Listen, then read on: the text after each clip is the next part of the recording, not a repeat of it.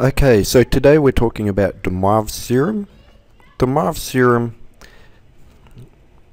by the end of this presentation, hopefully you are able to use the Moivre's theorem to raise a complex number to a power, find the square roots of a complex number, and find the cube roots of a complex number. Let's have a look at the Moivre's theorem. The Moivre's theorem, I'll just grab the pen. We'll go with black. Okay, the Moivre's theorem goes like this. If Z equals R cis theta, there's our then raising to the power, Z to the n, we raise the modulus to the power, and we times the argument by the power. So that's a pretty simple rule. Raise the modulus to the power times the argument by the power. Let's put it into action. If Z equals 1 plus root 3i, find Z to the 5. First thing, we have to convert to polar. Convert to polar. So we're going to convert 1 plus root 3i to polar. So if I just, here's 1, here's root 3, so 1 plus root 3i is up there.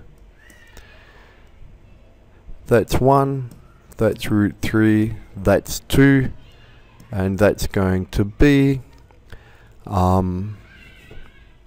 pi on 3. So 1 plus root 3i is the same as 2 cis pi on 3. That's our first point. So first of all, we convert to polar. We'll just check that using our rule. You would remember that r equals square root of x squared plus y squared equals 0. So that's 1 squared plus root 3 squared, which is 3 plus 1 is 4. R equals 2. And theta equals inverse tan of root 3 on 1. This is a first quadrant, so theta equals pi on 3. So that's correct. So now we've found that Z equals 2 cis pi on 3. We want to raise Z to the power of 5 is 2 to the power of 5 cis 5 pi on 3. Now, normally you would be able to work that out. Z to the power of 5 is 32. 5 pi on 3, we don't like 5 pi on 3 because that's outside the principal range. Where would that be? 3 pi on 3 is pi. So 5 pi on 3, if I go around 1, 2, 3, 4, 5. 5 pi on 3 gets me into the fourth quadrant. So that's the same as minus pi on 3. So Z to the 5 is 32 cis minus pi on 3. And I just wrote the same thing twice there so that you would know. Okay, now we're going to use the Moivre's theorem to find the square roots.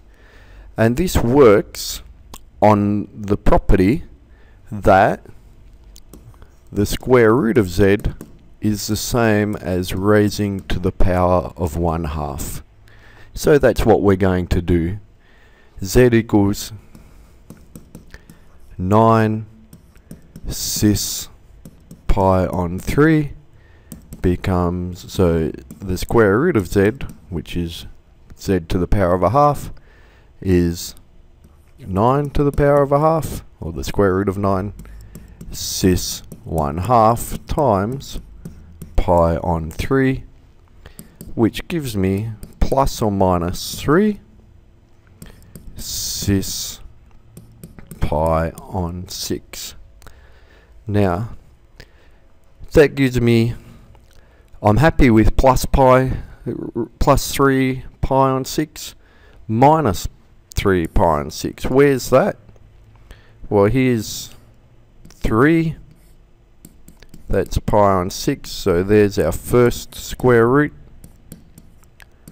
There's 1, and minus 3 is down here somewhere, and that's pi on 6 as well, down there. That's our second square root. What you notice, they've pretty much cut the unit circle perfectly in half, and that's how square roots work. I would like to rewrite that. Instead of minus pi on 3, I'm going to say minus 3 cis pi on 6 is the same as 3 cis, and that one's going to be minus 5 pi on 6. I just prefer the modulus to be a positive number. So the square roots of z in this case are 3 cis pi on 6 and 3 cis minus 5 pi on 6. Now the important thing to notice is that these are equally spaced around the argand plane. Because it's a square root, there are two solutions.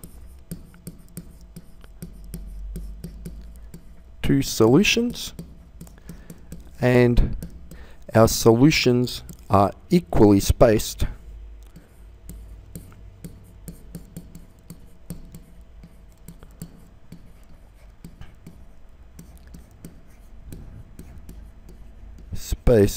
around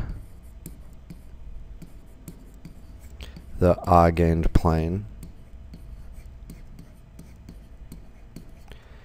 So because there's two solutions, we've divided the argand plane, which is 2 pi, into 2 pi each, and you'll notice that they're separated by pi. Okay. Z equals 8 cis 3 pi on 4, and we're using the property that the cube root of z is the same as z to the power of 1/3.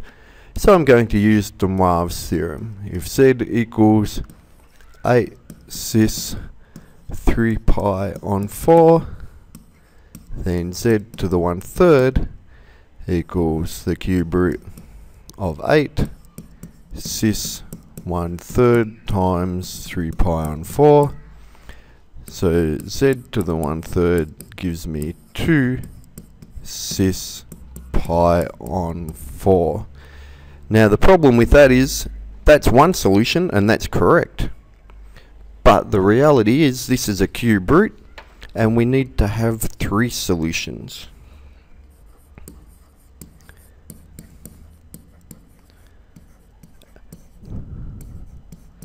We need 3 solutions that are equally spaced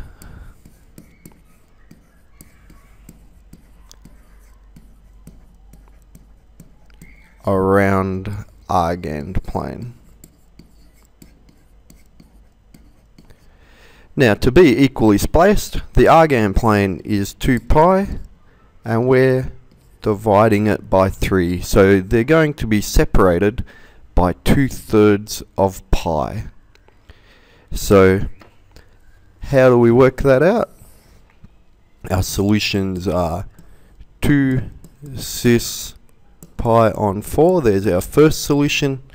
Our second one is going to be 2 cis pi on 4 plus 2 pi, and 2 cis pi on 4 minus 2 pi. So that gives me, hang on, sorry, 2/3 my mistake. So it should be 2 cis pi on 4 plus 2/3 of pi, 2 cis pi on 4 minus 2/3 of pi. Let's have a look how that works.